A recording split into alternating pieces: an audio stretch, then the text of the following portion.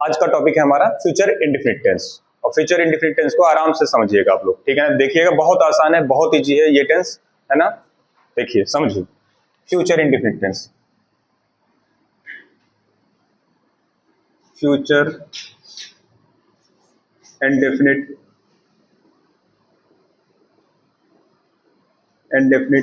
Tense, future indefinite tense. तो सबसे पहले हम पहचान की बात करते हैं कि वाक्य के अंत में क्या होना चाहिए। कोई बताएगा वाक्य के अंत में क्या होना चाहिए?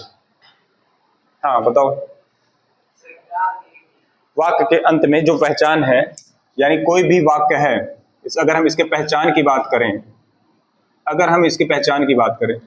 तो पहचान में वाक्य के अंत में आपका आएगा गा है, गा, गे, गी। वाक्य के अंत में यही आने वाला है, वाक्य के अंत में गा, गे, गी। अब याद रखना, जब भी कोई सेंटेंस आएगा, जब भी कोई वाक्य आएगा, तो वाक्य के अंत में यही वर्ड होगा, शब्द होगा, गा, गे, गी। और तुरंत आप पहचान लेंगे कौन सा टेंस है ये, future indefinite tense. Future indefinite tense. अगर हम इसके स्ट्रक्चर की बात करें कि इसका स्ट्रक्चर क्या है, अगर हम इसका स्ट्रक्चर की बात करें, इसके स्ट्रक्चर की बात करें, तो इसके स्ट्रक्चर के बारे में बात करें तो याद रखना, पहले हम लिखेंगे सब्जेक्ट, पहले हम यहाँ पे लिखेंगे बेटा सब्जेक्ट, फिर आएगा आपका या तो विल आने वाला है या तो शैल आने वाला है, ठीक है। हम फिर बता दे रहे हैं, जो पहले इंग्लिश चल रही थी, पहले की इंग्लिश में हम शैल यूज करते थे, लेकिन मॉडर्न इंग्लिश में हम कोई भी सब्जेक्ट हो उसके साथ क्या यूज करेंगे, उसके साथ विल यूज करेंगे। लेकिन दो ऐसे सब्जेक्ट आई और वी ऐसे सब्जेक्ट हैं जिनके साथ हम क्या यूज करते हैं, शैल, पहले की इंग्लिश में, लेकिन हम उनके साथ भी विल यूज कर सकते हैं, ठीक है। तो यहां पे सब्जेक्ट, विल या शैल, फिर आप बताएंगे वर्ब का फर्स्ट फॉर्म, इसके बाद ऑब्जेक्ट या सब्जेक्ट कॉम्प्लीमेंट आ सकता है, ठीक है ना। फिर अगर हमको निगेटिव बनाना है बेटा, अगर निगेटिव बनाना है तो थर्ड नंबर पर क्या लगा देना है, अगर निगेटिव बनाना है तो ये रहा विल या शैल, विल यूज करिए या सब्जेक्ट के अनुसार या तो शैल, फिर उसके बाद आप क्या लगाएंगे, नॉट, फिर वर्ब का फर्स्ट फॉर्म वही, फिर सब्जेक्ट कॉम्प्लीमेंट या ऑब्जेक्ट आएगा, ठीक है। थर्ड में आप ध्यान से देखिए कि अगर हमको इंटेरोगेटिव बनाना है तो पहले आपका आएगा विल आएगा या शैल, ठीक है, प्लस सब्जेक्ट प्लस वर्ब का फर्स्ट फॉर्म, और फिर वही सब्जेक्ट कॉम्प्लीमेंट या ऑब्जेक्ट, और लास्ट में क्या आएगा, क्वेश्चन मार्क, ठीक है।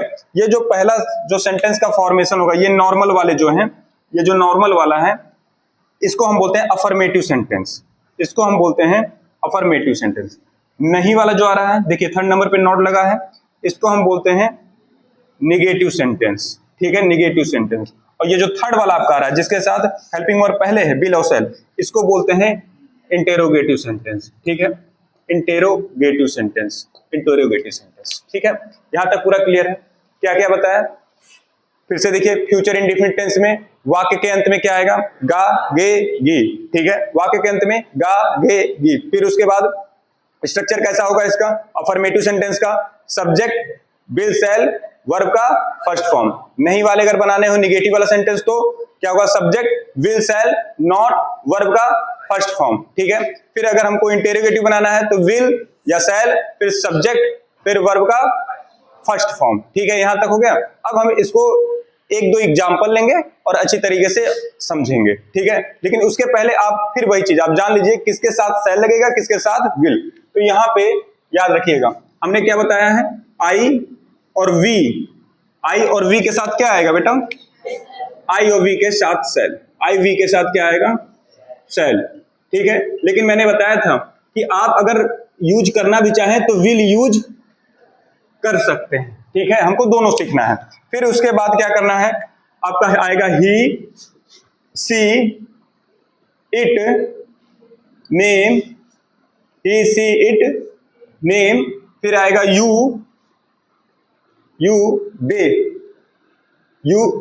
इन सब के साथ केवल और केवल क्या लगेंगे, इन सब के साथ क्या लगेंगे, इन सब के साथ केवल और केवल क्या यूज करेंगे, हम विल को ही यूज करेंगे, ठीक है ना। तो याद रखिए अगर आपको सेल यूज करना है तो आई और वी के साथ क्या यूज होगा, और he she it name you they इन सब के साथ क्या यूज होगा, विल। ठीक है, अब एक दो एग्जांपल लेकर हम इसको समझने की कोशिश करते हैं। ठीक है,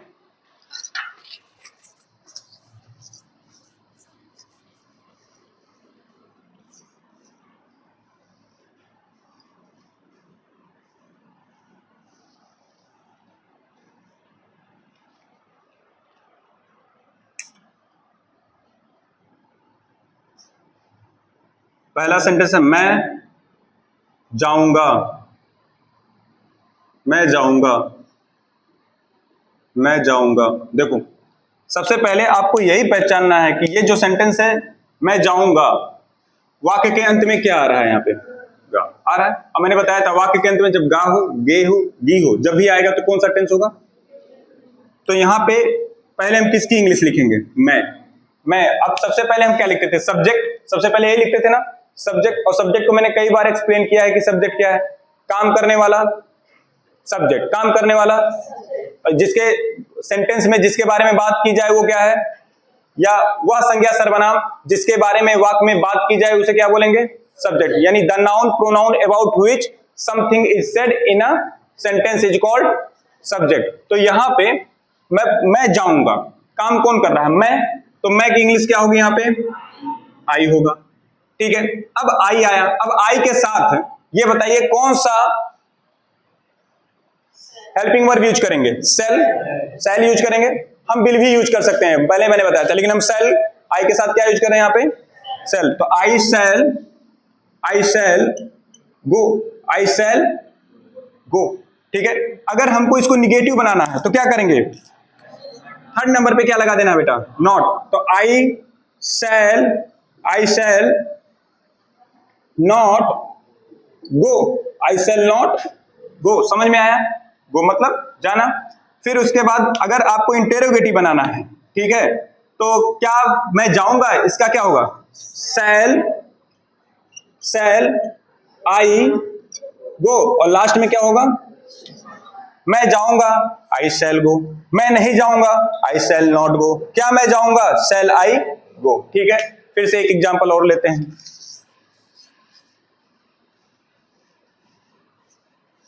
ठीक है, तुम पत्र लिखोगे, तुम पत्र लिखोगे, तुम पत्र लिखोगे। सालू बाहर आइए, तुम पत्र लिखोगे। ठीक है, अब इसका ट्रांसलेट हमको करना है कि तुम पत्र लिखोगे। सालू पहले आप ये बताइए कि हम कैसे इनको पहचाने कि ये फ्यूचर इंडेफिनिट टेंस है। लास्ट में यहाँ पे सर गागे दिया जाएगा, ठीक है ना। ठीक है, इससे पता चल गया हमको फ्यूचर इंडेफिनिट टेंस है। अब फ्यूचर इंडेफिनिट टेंस में ये कौन सा टेंस है, अफर्मेटिव सेंटेंस, निगेटिव सेंटेंस या इंटरोगेटिव। अफर्मेटिव का रूल क्या होगा बेटा, सब्जेक्ट विल या सेल और वर्ब का फर्स्ट फॉर्म। ठीक है, तो यहाँ पे किसके बारे में बात हो रही है, सब्जेक्ट बताइए क्या है यहाँ पे, तो सब्जेक्ट हो गया आपका बेटा यहाँ पे तुम की क्या हो गया यहाँ पे, यू। अब क्या लगाएंगे, अब यहां से देख के बताइए, आई वी यू, क्या लगाएंगे, विल। ठीक है, यहां पे आ जाएगा बेटा विल। ठीक है, यू विल। अब देखो लिखने का क्या होगा बेटा, राइट, फर्स्ट फॉर्म क्या है, राइट। पत्र का क्या होगा बेटा, a letter, write a letter. ठीक है, राइट अ लेटर। तुम एक पत्र लिखोगे, आप यहां पे लगा सकते हो, तुम एक पत्र लिखोगे, तो यू विल राइट अ। तुम पत्र नहीं लिखोगे, सेंटेंस बोलो बेटा, you will not write a letter, write a letter. तुम एक पत्र नहीं लिखोगे, क्या तुम एक पत्र लिखोगे, will you write a letter. ठीक है, और लास्ट में, ठीक है। तो आपको फ्यूचर इंडेफिनिट टेंस पूरे अच्छी तरीके से क्लियर है बेटा। ठीक है बेटा, आप जाए। एक और एग्जांपल लेंगे हम, एक और एग्जांपल लेकर इसको समझने की कोशिश करेंगे।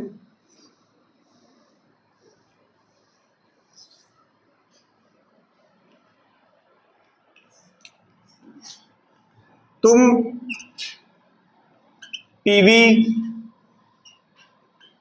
नहीं देखोगे, तुम टीवी नहीं देखोगे, तुम टीवी नहीं देखोगे।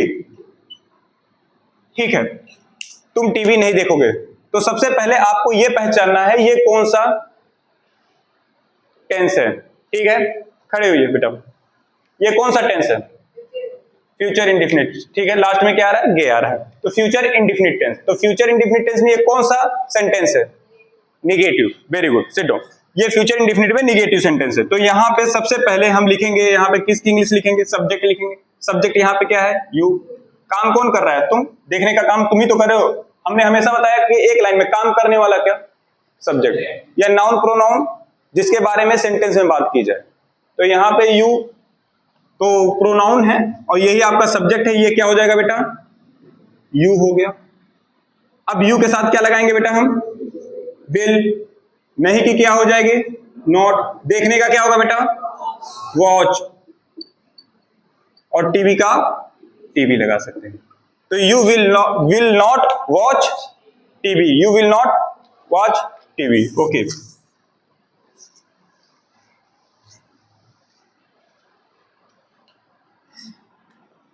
मम्मी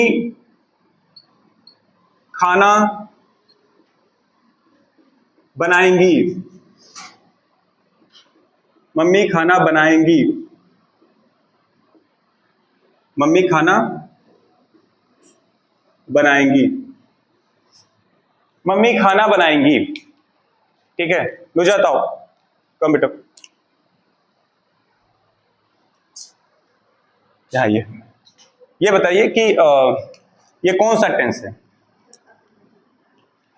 पहले आपको टेंस बताना। तो लास्ट में यहाँ पे आप देखेंगे क्या है? गी लगा हुआ है।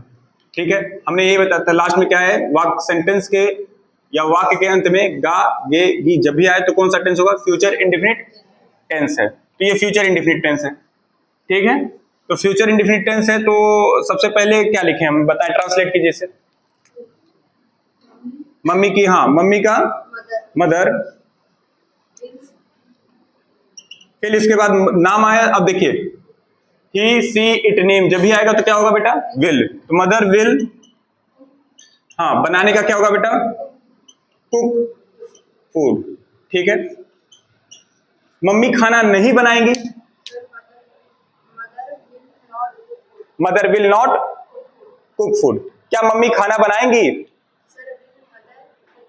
Will mother cook food. Very good बेटा, गो। ठीक है, ठीक है, इस तरह से हमने बेटा फ्यूचर इंडेफिनिट टेंस कंप्लीट किया। अब क्या करना है आपको? ध्यान से सुनिए। इन सब में सबसे पहले आपको क्या करना है?